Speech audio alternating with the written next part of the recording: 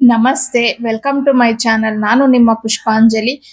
ಇವತ್ತು ನಾನು ಟೊಮೊಟೊ ರಸ ಮಾಡೋದು ಒಂದು ರೆಸಿಪಿನ ನಿಮ್ಮ ಜೊತೆ ಶೇರ್ ಮಾಡ್ಕೊತಾ ಇದ್ದೀನಿ. ಅಂದ್ರೆ ನಾನು ರಸದಲ್ಲಿ ಸುಮಾರು ತರ ಮಾಡ್ತೀನಿ.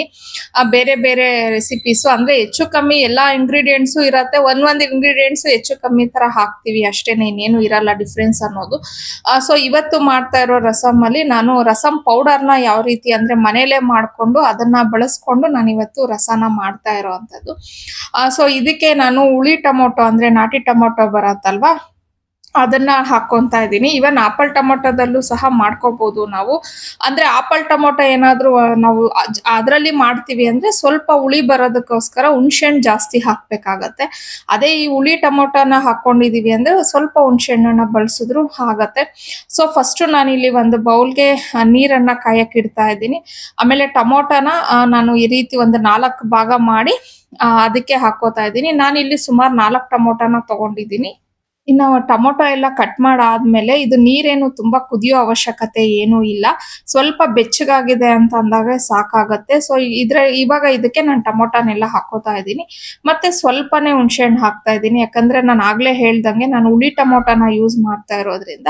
ಮತ್ತೆ ಉಪ್ಪು 1 ಸ್ಪೂನ್ ಅಷ್ಟು ಉಪ್ಪು ಹಾಕೋತಾ ಇದ್ದೀನಿ. ಅಂದ್ರೆ ಮುಂದೆ ನಮ್ಗೆ ಶಾರ್ಟೇಜ್ ಆಗುತ್ತೆ, ಉಪ್ಪು ಇಲ್ಲ ಅಂತಂದ್ರೆ ಮತ್ತೆ ಹಾಕೊಬಹುದು. ಸೊ ಒಂದೇ ಸತಿ ಜಾಸ್ತಿ ಉಪ್ಪು ಹಾಕೋದು ಬೇಡ ಅಂತ ಹೇಳಿ ಮತ್ತೆ ಸ್ವಲ್ಪ ಅರಿಶಿನ ಪುಡಿ ಹಾಕ್ಬಿಟ್ಟು ನಾನು ಲಿಡ್ನ ಕ್ಲೋಸ್ ಮಾಡಿಡ್ತಿದ್ದೀನಿ.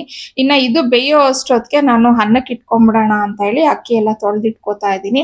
ಇನ್ನ ಸಾಮಾನ್ಯವಾಗಿ ನಾನು ಸಾರು ಇಲ್ಲ ಈ ತರ ರಸ ಏನೇ ಮಾಡಿದ್ರು ರಾತ್ರಿ ಹೊತ್ತಾಗ್ಲಿ ಇಲ್ಲ ಮಧ್ಯಾಹ್ನ ಊಟಕ್ಕಾಗ್ಲಿ ರಾಜ್ಮುಡಿ ರೈಸನ್ನೇ ಯೂಸ್ ಮಾಡ್ತೀನಿ. ಆದ್ರೆ ಖಾಲಿ ಆಗೋಗ್ಬಿಟ್ಟಿದೆ, ಹಂಗಾಗಿ ಇವಾಗ ಸೋನಾ ಮಸೂರಿನೇ ಹಾಕ್ತಾ ಇದ್ದೀನಿ. ಅಂದ್ರೆ ನಮ್ಮನೇಲಿ ರಾಜ್ಮುಡಿ ಹಾಕಿ ಸಾಮಾನ್ಯವಾಗಿ ನಮ್ಮ ಪಾವನಿನೇ ತಗೊಂಡ್ ಬಂದು ಕೊಡೋದು ನನ್ಗೆ. ಅವಳು ಸ್ವಲ್ಪ ಡ್ಯಾನ್ಸ್ ಆನ್ಯುವಲ್ ಡೇ ಪ್ರೋಗ್ರಾಮ್ ಇದೆ ಅವ್ರ ಡ್ಯಾನ್ಸ್ ಕ್ಲಾಸ್ ಅಲ್ಲಿ, ಬ್ಯುಸಿ ಇರೋ ಕಾರಣ ಅವಳು ತಗೊಂಡ್ ಬಂದಿಲ್ಲ. ಸೊ ಅದೆಲ್ಲ ಮುಗಿದ್ರೆ ಖಂಡಿತ ಮತ್ತೆ ತರಿಸ್ತೀನಿ. ಸೊ ಅಲ್ಲಿವರೆಗೂ ಸೋನಾ ಮಸೂರಿಲೇನೆ ಇವಾಗ ನಾನು ಹೆಂಗೋ ಅಡ್ಜಸ್ಟ್ ಮಾಡ್ಕೊಬೇಕು.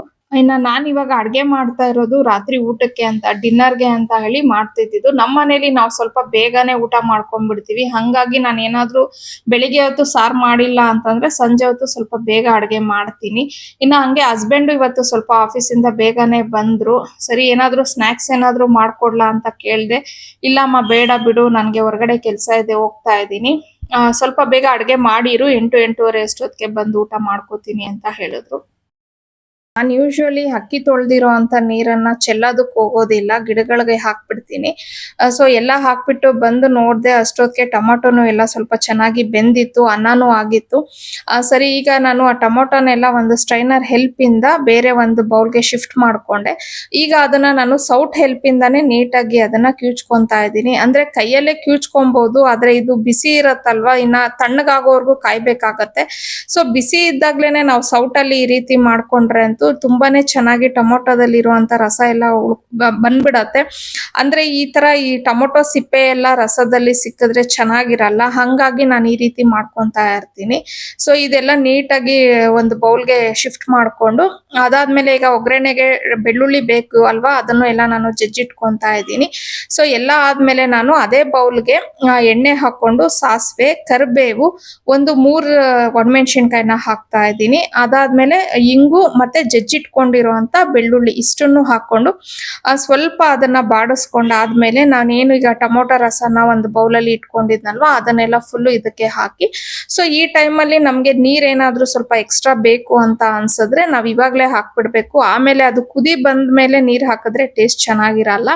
ಈಗ ರಸಂ ಪೌಡರ್ ಮಾಡ್ಕೊಳ್ಳೋದಕ್ಕೆ ಒಂದು ಜಾರ್ಗೆ ನಾನು ಸುಮಾರು 8-10 ಒಣಮೆಣಸಿನ್ಕಾಯಿ, 1 ಸ್ಪೂನು ಧನಿಯಾ, 1 ಸ್ಪೂನ್ ಜೀರಿಗೆ, 1 ಸ್ಪೂನ್ ಮೆಣಸನ್ನ ಹಾಕೊಂಡು 2 ಸ್ಪೂನ್ ಅಷ್ಟು ತೊಗರಿ ಬೇಳೆನ ಹಾಕೊಂಡು ಇದನ್ನ ಪೌಡರ್ ಮಾಡಿ ಇಟ್ಕೊಳ್ಳೋಣ. ಈ ಇಂಗ್ರೀಡಿಯೆಂಟ್ಸ್ ನ ನೀವು ಸ್ವಲ್ಪ ಜಾಸ್ತಿ ಕ್ವಾಂಟಿಟಿಲಿ ಹಾಕೊಂಡು ರಸಂ ಪೌಡರ್ ನ ಸ್ವಲ್ಪ ಜಾಸ್ತಿನೇ ಮಾಡಿ ಸ್ಟೋರ್ ಸಹ ಮಾಡಿ ಇಟ್ಕೊಬಹುದು ನೀವು.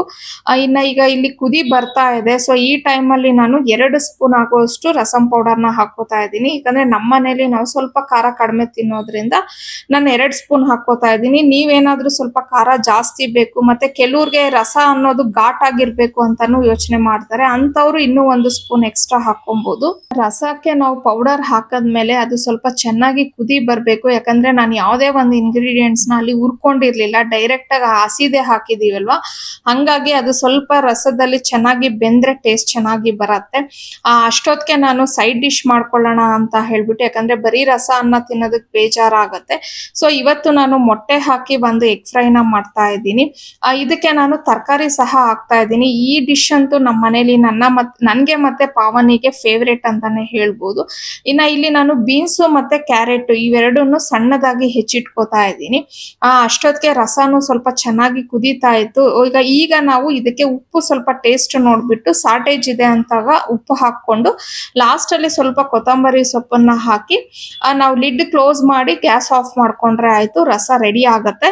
ಈಗ ನಾನು ಎಗ್ ಫ್ರೈ ಮಾಡ್ಕೊಳ್ಳೋದಕ್ಕೆ ಅಂತ ಹೇಳಿ ಒಂದು ಬಾಂಡ್ಲಿಗೆ ಎಣ್ಣೆ ಹಾಕೊಂಡು ಸಾಸಿವೆ, ಕಡಲೆಬೇಳೆ, ಉದ್ದಿನ ಬೇಳೆ, ಹಾಗೆ ಕರಿಬೇವು ಮತ್ತೆ ಸಣ್ಣದಾಗಿ ಹೆಚ್ಚಿಟ್ಕೊಂಡಿರುವಂತ ಹಸಿಮೆಣಸಿನಕಾಯಿ ಮತ್ತೆ ಮೀಡಿಯಂ ಸೈಜ್ 2 ಈರುಳ್ಳಿನ ಹಾಕಿ ಇಲ್ಲಿ ಫ್ರೈ ಮಾಡ್ಕೊಂತಾ ಇದ್ದೀನಿ.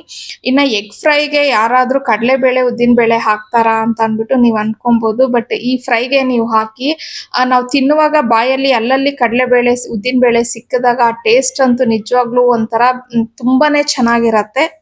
ಈರುಳ್ಳಿ ಒಂದು ಅರ್ಧ ಬೆಂದಿದೆ ಅಂತ ಅಂದಾಗ ಈ ಟೈಮಲ್ಲಿ ನಾನು ಹೆಚ್ಚಿಟ್ಕೊಂಡಿರುವಂತ ಕ್ಯಾರೆಟ್ ಮತ್ತೆ ಬೀನ್ಸ್ ಅನ್ನ ಹಾಕ್ತಾ ಇದ್ದೀನಿ.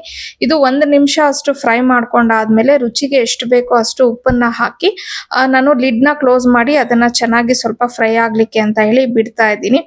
ಅದಾದ್ಮೇಲೆ ನಾನು ಮೊಟ್ಟೆನ ಒಂದು ಬೌಲ್ ಅಲ್ಲಿ ಹೊಡೆದಿಟ್ಕೋತಾ ಇದ್ದೀನಿ. ಏನಕ್ಕೆ ಈ ರೀತಿ ಹೊಡೆದಿಟ್ಕೊಳ್ಳೋದು ಅಂದ್ರೆ, ಕೆಲವು ಸತಿ ನಾವು ಅಂಗಡಿಯಿಂದ ಏನಾದ್ರೂ ಮೊಟ್ಟೆನ ತಗೊಂಡ್ ಬಂದಿದ್ರೆ ಅದು ಡೈರೆಕ್ಟ್ ಆಗಿ ಹಂಗೆ ನಾವು ಹಾಕಿದೀವಿ ಅಂದ್ರೆ ಅದು ಕೆಟ್ಟೋಗಿದ್ರೆ ಅದು ಸುಮ್ನೆ ಪಲ್ಯ ಎಲ್ಲ ಫುಲ್ ವೇಸ್ಟ್ ಆಗ್ಬಿಡತ್ತೆ. ಹಂಗಾಗಿ ನಾನು ಫಸ್ಟೇ ಈ ರೀತಿ ಒಂದು ಬೌಲ್ ಅಲ್ಲಿ ಹೊಡೆದಿಟ್ಕೋತಾ ಇರ್ತೀನಿ. ಸೊ ಅವಾಗ ನನ್ಗೆ ಯಾವ್ದಾದ್ರು ಒಂದು ಮೊಟ್ಟೆ ಕೆಟ್ಟೋಗಿದೆ ಅಂತ ಅಂದ್ರೂನು ಒಂದ್ 2-3 ಮೊಟ್ಟೆ ವೇಸ್ಟ್ ಆಗ್ಬೋದೇನೋ ಅಷ್ಟೇನೆ. ಸೊ ಈಗ ಏನ್ ನಾನು ಮೊಟ್ಟೆ ಎಲ್ಲ ಹೊಡೆದಿಟ್ಕೊಂಡಿದ್ನಲ್ವಾ, ಈಗ ತರಕಾರಿ ಎಲ್ಲ ಸ್ವಲ್ಪ ಫ್ರೈ ಆಗಿದೆ. ಇದನ್ನೆಲ್ಲ ನಾವು ಸೈಡ್ಗೆ ಈ ರೀತಿ ಮಾಡ್ಕೊಂಡು ಸೆಂಟರ್ ಅಲ್ಲಿ ಸ್ವಲ್ಪ ಜಾಗ ಮಾಡ್ಕೊಂಡು ಇಲ್ಲಿ ನಾನು 6 ಮೊಟ್ಟೆನ ಹಾಕೋತಾ ಇದ್ದೀನಿ. ಸೊ ಇದಕ್ಕೆ ನಿಮ್ಮ ಇಷ್ಟ, ನೀವ್ ಎಷ್ಟು ಮೊಟ್ಟೆನಾದ್ರೂ ಹಾಕೋಬಹುದು. ಸೊ 8 ಮೊಟ್ಟೆ 10 ಮೊಟ್ಟೆ ಹಾಕಿದ್ರು ಅಷ್ಟೇ ಟೇಸ್ಟ್ ಚೆನ್ನಾಗೇ ಇರತ್ತೆ. ಬಟ್ ನಾನು ಇವತ್ತು ಬರೀ ಒಂದು 6 ಮೊಟ್ಟೆನ ಹಾಕೋತಾ ಇದ್ದೀನಿ. ಅದಾದ್ಮೇಲೆ ಮೊಟ್ಟೆಗೆ ಬೇಕಾಗಿರುವಷ್ಟು ರುಚಿಗೆ ಉಪ್ಪು, ಖಾರದ ಪುಡಿ, ಹಾಗೆ ಸ್ವಲ್ಪ ಮೆಣಸಿನ ಪುಡಿನ ಹಾಕ್ಬಿಟ್ಟು ಈ ರೀತಿ ತರಕಾರಿನೆಲ್ಲ ಹಾಕಿ ನಾನೀಗ ಅದನ್ನ ಕೆದಕಕ್ ಹೋಗ್ತಾ ಇಲ್ಲ. ಅಂದ್ರೆ ಮೊಟ್ಟೆನ ನಾವು ಈಗ್ಲೇ ಕಲ್ಸಕ್ ಹೋಗ್ಬಾರ್ದು, ಅದು ಸ್ವಲ್ಪ ಹಂಗೇನೆ ಸಿಮ್ ಅಲ್ಲಿ ಒಂಚೂರು ಬೆಂದ್ರೆ ಟೇಸ್ಟ್ ಚೆನ್ನಾಗಿರತ್ತೆ. ಸೊ ಹಂಗಾಗಿ ನಾನು ಈ ರೀತಿ ಅದನ್ನ ಮಾಡ್ತಾ ಇದ್ದೀನಿ. ಇವಾಗ ಈ ಪಲ್ಯಕ್ಕೆ ನಾನು ಒಂದು ಮಸಾಲೆನ ರೆಡಿ ಮಾಡ್ಕೊಂತಾ ಇದ್ದೀನಿ. ಅದಕ್ಕೆ ನಾನು ಒಂದು 4-5 ಒಣಮೆಣಸಿನಕಾಯಿಗೆ 2 ಸ್ಪೂನ್ ಅಷ್ಟು ಒಣಕೊಬ್ಬರಿ ಮತ್ತೆ 1 ಗೆಡ್ಡೆಯಷ್ಟು ಬೆಳ್ಳುಳ್ಳಿನ ಹಾಕೊಂಡು ಪೇಸ್ಟ್ ಮಾಡ್ಕೊಂತಾ ಇದ್ದೀನಿ. ಈ ಪೇಸ್ಟ್ ನ ನಾವು ಮೊಟ್ಟೆ ಫ್ರೈಗೆ ಹಾಕಿ ಲಾಸ್ಟ್ ಅಲ್ಲಿ ಕೊತ್ತಂಬರಿ ಸೊಪ್ಪನ್ನ ಹಾಕಿ ಕಲ್ಸಿಟ್ರೆ ಆಯ್ತು, ತುಂಬಾನೇ ಟೇಸ್ಟಿ ಆಗಿರುವಂತ ಎಗ್ ಫ್ರೈ ರೆಡಿ ಆಗತ್ತೆ. ಈ ರೀತಿ ಒಂದ್ಸತಿ ಟ್ರೈ ಮಾಡಿ ನೋಡಿ, ತುಂಬಾನೇ ರುಚಿಯಾಗಿರತ್ತೆ. ಸಿಂಪಲ್ ಆಗಿರುವಂತ ನೈಟ್ ಡಿನ್ನರ್ ರೆಡಿ ಆಗಿದೆ.